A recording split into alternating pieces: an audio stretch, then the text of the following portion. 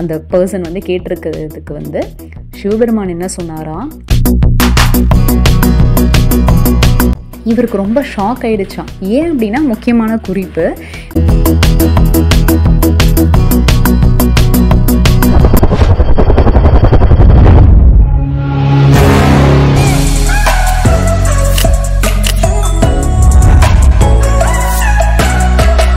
நம்பிக்கை இருந்தால் நம்மளால் எதையுமே வந்து சாதிக்க முடியும். நம்பிக்கை ஒரு மனிதனுக்கு ரொம்ப ரொம்ப முக்கியம். ஸோ இதை வந்து ப்ரூவ் பண்ணுற மாதிரி 2 விஷயங்கள் நம்ம இந்த வீடியோவில் வந்து பார்க்க போகிறோம்.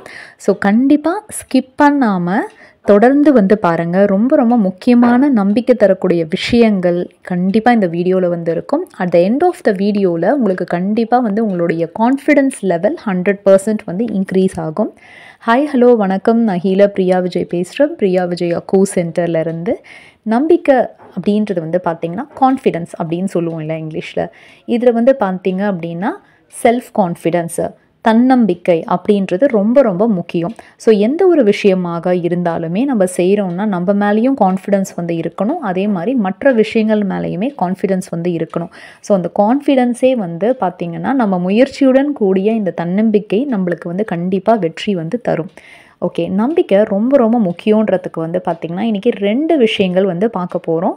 ஓகே, ஒன்று வந்து பார்த்திங்கன்னா ஆன்மீகம் சம்மந்தப்பட்டது, ஒன்று வந்து பார்த்திங்கன்னா நிஜமாகவே வந்து நடந்தது. ஸோ ஃபஸ்ட்டு நம்ம பார்க்க போகிறது வந்து பார்த்திங்கன்னா ஆன்மீகம் சம்மந்தப்பட்டது. ஒரு ஊரில் முன்னொரு காலத்தில் ஒரு சிவபக்தன் வந்து இருந்திருக்காரு.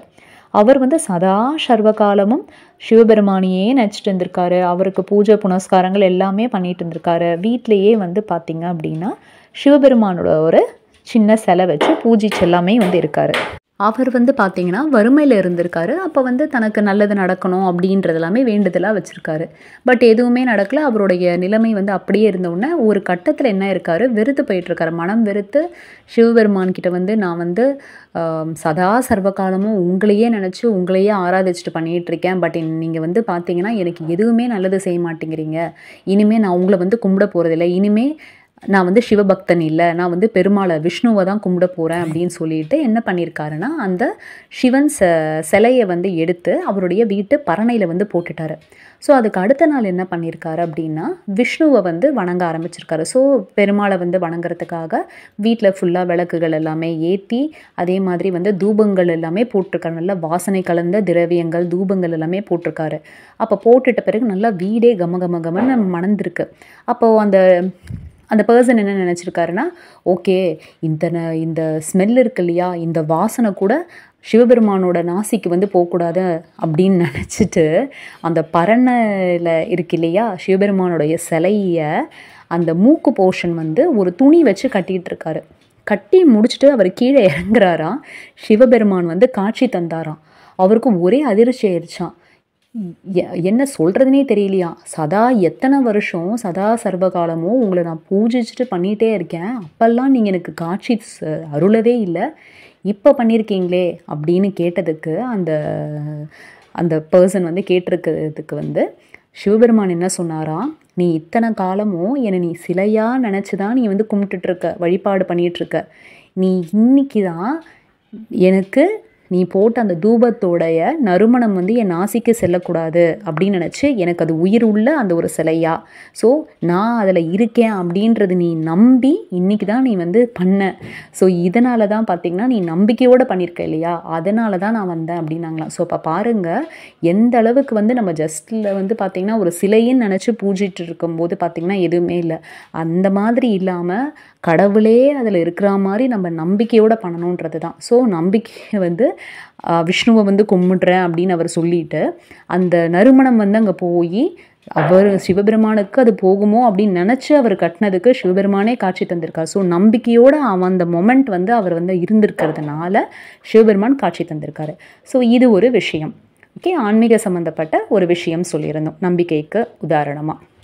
அடுத்து வந்து பார்த்திங்கன்னா இப்போ சொல்ல போகிறது வந்து ரொம்ப ஆண்டுகளுக்கு முன்னாடி நிஜமாக நடந்த ஒரு விஷயம். பெஞ்சமின் அப்படின்னு ஒரு டாக்டர் வந்து ஃபாரினில் வந்து இருந்திருக்காரு, ஒரு கண்ட்ரியில் வந்து இருந்திருக்காரு. அவருக்கு வந்து பார்த்திங்கன்னா நோபல் பரிசுக்கு ஈக்குவலண்ட்டான சமமான ஒரு அவார்டை, ஓகேவா, நோபல் அவார்ட் சொல்லுவோம் இல்லையா, அந்த மாதிரி அதுக்கு ஈக்குவலண்ட்டான ஒரு அவார்டை வந்து வேற ஒரு கண்ட்ரியில் வந்து அவருக்கு வந்து வழங்குறதா இருந்தாங்க.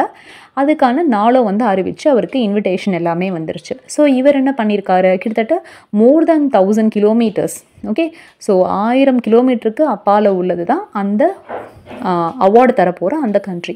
ஸோ இவர் என்ன பண்ணியிருக்காருன்னா ஃப்ளைட்டில் ட்ராவல் பண்ணுறதுக்காக பிளான் பண்ணி ஃப்ளைட் வந்து எல்லாமே இதாகிருக்கு.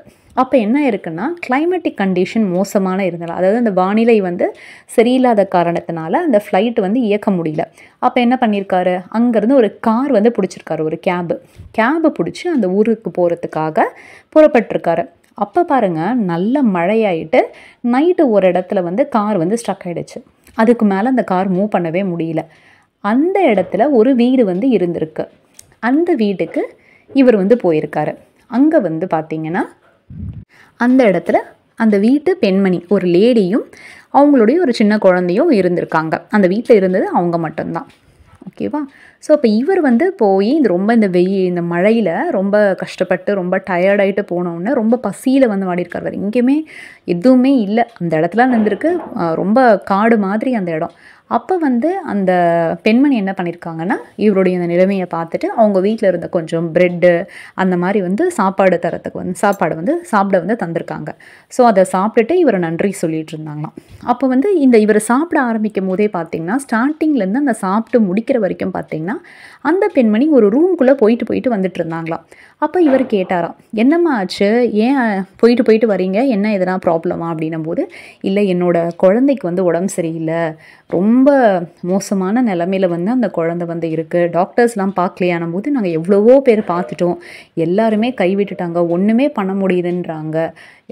யாரோ வந்து பெஞ்சமின் ஒரு டாக்டரா, அவர் வந்து பல கிலோமீட்டர் தள்ளியிருக்காங்க, அவரை வந்து பார்க்குறதுக்கு எங்களுக்கு வசதி இல்லை. ரொம்ப ஏழை பெண்மணி, ரொம்ப ஏழ்மையான குடும்பம்.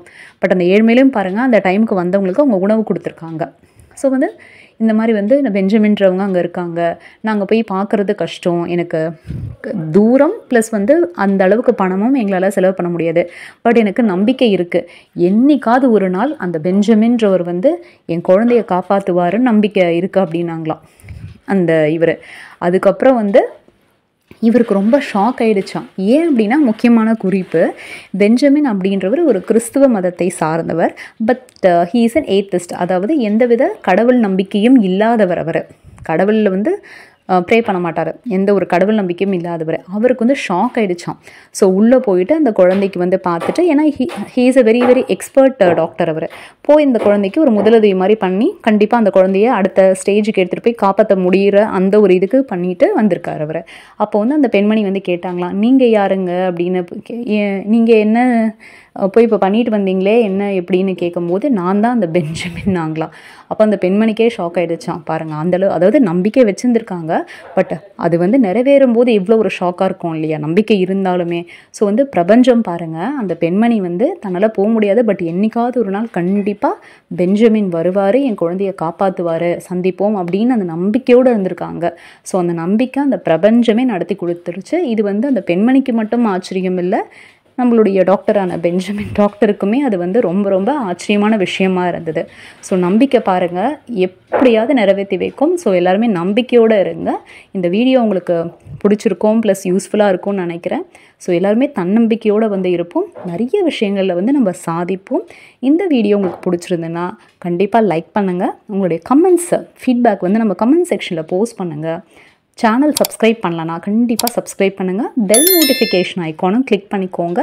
ஆரோக்கியமான உலகை இயற்கையான முறையில் உருவாக்குவோம். நன்றி.